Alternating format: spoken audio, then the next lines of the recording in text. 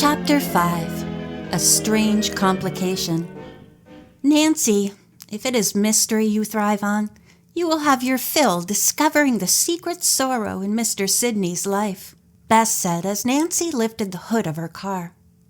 That isn't half of it, Nancy replied as she jerked the cap off the distributor and began to mop the connections dry. Look at the spark plugs.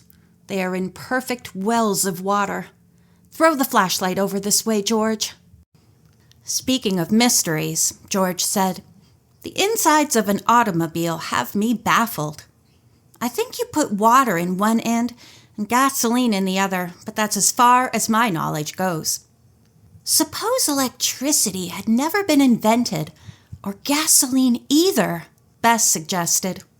Maybe Mr. Sidney could have made an automobile to be run by candles. Listen, girls, Nancy interrupted. When I told Hannah where we were, she became very excited. Why? Is this some sort of notorious den or bandit headquarters? Gasped Bess. How thrilling!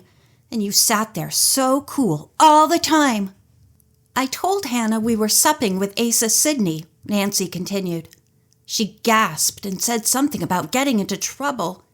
Just then the connection was broken, and I couldn't get her on the wire again. Are you sure you heard correctly? George demanded. How in the world could you get into trouble talking with that kindly old man? I don't know, but I'll find out before the night is ended, Nancy replied. Bess, dear, get me a piece of cheesecloth out of the pocket in the side of the car, won't you? Here you are. I guessed you would need it, Bess answered, giving Nancy the desired material. It was a thrilling evening, and now it gets to be real exciting. Wasn't the food delicious, too? I don't remember tasting it at all. I was so entranced with Mr. Sidney's story, George confessed. And now we are in for trouble as a result. I can't understand it. At any rate, we won't have any more trouble with the car, Nancy said, as she wiped her hands and lowered the hood. All aboard, ladies. River Heights, the next stop. Wait a moment. There is a car turning in, and it may block our path, George warned, as an automobile swerved from the road into the driveway. The machine almost scraped the fenders of Nancy's car, and the driver leaned out and asked rather curtly why she was blocking the road. Why, it's Great Uncle Peter, George exclaimed. Hello, Uncle Pete. Who? What? George! And Bess, too? Yes, it is. What are you girls doing here? The man leaped from his car and strode toward the girls, his face plainly showing anger in the light of the lamps of Nancy's motor. We haven't seen you in a long, long time, Bess cried, trying to force a cheery note into her voice. She took hold of the arm of her cousin as a sort of protective alliance in the advance of the angered man. Nancy watched the little drama with wonder. She had never heard of Great Uncle Peter, knowing only that her chums' mothers were sisters who to her knowledge had no brothers or other kinfolk. For the second time, I ask, will you explain why you two are here? The man demanded. We were just caught out in the storm and stopped here for supper while the rain was, raining, George quavered. This is our chum, Nancy Drew. Our great-uncle, Nancy, Mr. Peter Boonton. Peter Boonton, a man of advanced middle age, nodded a curt acknowledgement of the introduction. Well, run along now, he admonished his nieces.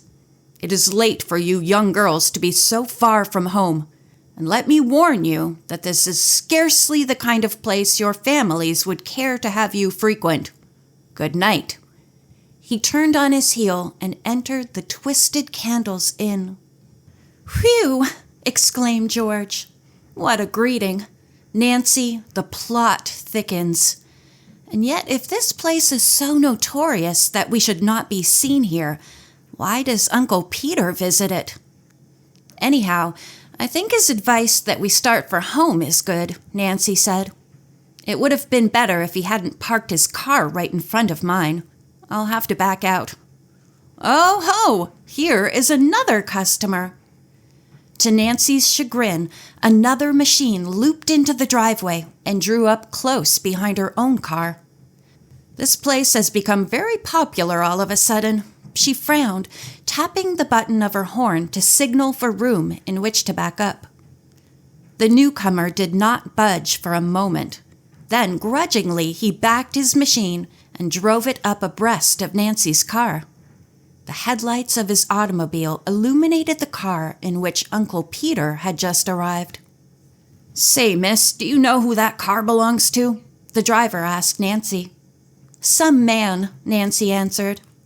"It looks like Pete's," the man said, stepping to the ground and revealing himself to be a person about the same age as Bess's and George's great-uncle. "Yes, that's Pete's car, all right," the man declared emphatically. "See here, you aren't waiting for him by any chance, are you?" "Certainly not," Nancy answered, gripping Bess's knee as a signal for silence. "We are just leaving, as a matter of fact." "Don't let me keep you, then," the stranger remarked, absent-mindedly propping one foot on the running board of Nancy's car and leaning an elbow on the handle of the door. "Now that the old man is past the century mark, every relative he has is getting real affectionate. Worrying more about his money than his health, you can bet." Here was added light on Asa Sidney's strange affairs. Nancy held her breath, hoping that the man would continue his musings aloud. "Yes, sir. 2 generations of fight, and now... Well, Peter Boonton can't put anything over on me," the man muttered. "There'll be a hot scene in the tower room tonight, or I'm not Jacob Sidney." "Oh, are you related to Asa Sidney?" Nancy asked, as the man drew himself erect with a belligerent air. "Hey, what's that? Do you know Asa?" he cried, thrusting his face into Nancy's car. "Say, who are you?" "Oh, I just made Mr. Sidney's acquaintance this afternoon," Nancy replied. "We were caught here in the storm, so we arranged a little party for his 100th birthday. Sadie helped get it ready and ate with us." "Sadie. Asa thinks more of that foundling than of his own flesh and blood," Jacob Sidney snorted. "He seems to be very lonely," Nancy said suggestively. "He said so himself." "Oh, he did he? And whom has he to blame for that?" the man shouted. "Cutting himself off from everybody and living in an attic making twisted candles all the time. He's crazy, that's what he is." "You can bet that Jacob Sidney isn't crazy enough, though, to let Pete Boonton fill the old man with gossip," he added, shaking his fist at the house.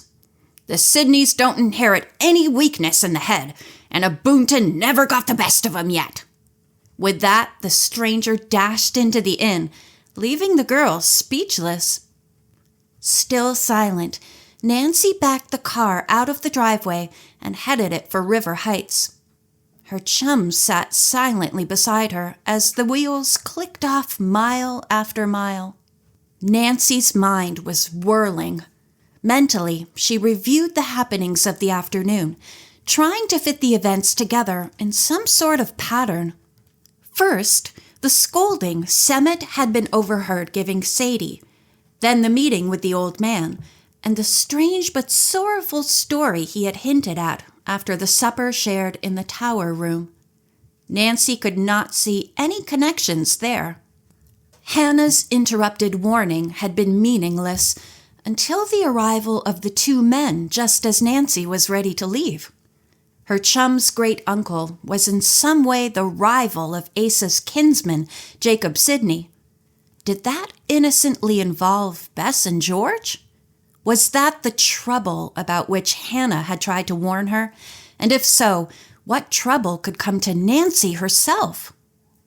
These problems so occupied Nancy's mind that River Heights was reached before she realized it, and Bess broke the long silence by asking Nancy to leave her at her door.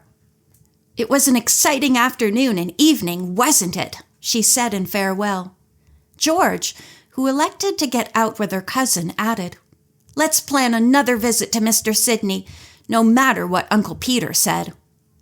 That plan, however, was destined never to be completed. End of chapter 5.